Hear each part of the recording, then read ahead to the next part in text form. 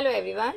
Today we are going to do the reading of lesson number 6 आपले घर. ऐक मन आई. अरे सूरज, आज तुला सुट्टी आहे. चल मला घर स्वच्छ करायला मदत कर.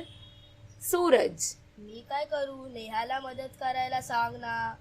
नेहा. आई, आज तर तुला सूरजच मदत करेल. आई. नाही, आज आपण सगळ्यांनी मिळून घराची स्वच्छता करूया. सूरज. घराची स्वच्छता करून मला काय फायदा होईल? आई. अरे, घराची स्वच्छता करताना शरीराचा व्यायाम होतो. घर स्वच्छ असेल की मनही प्रसन्न राहतं. चालेल, तू मला घराची स्वच्छता कशी करायची ते सांग. आई. घराची स्वच्छता करताना स्वतःची काळजी घेणे आवश्यक आहे बर का.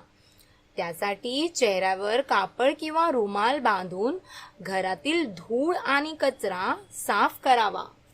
सूरज. चालेल, मी तुला घराची स्वच्छता करण्यासाठी मदत करतो. नेहा. हो आई, मी आणि सूरज मिळून तुला मदत करतो. आई. शाबाश मुलांनो, चला आपण सगळे मिळून आपलं घर स्वच्छ करूया. थँक्यू.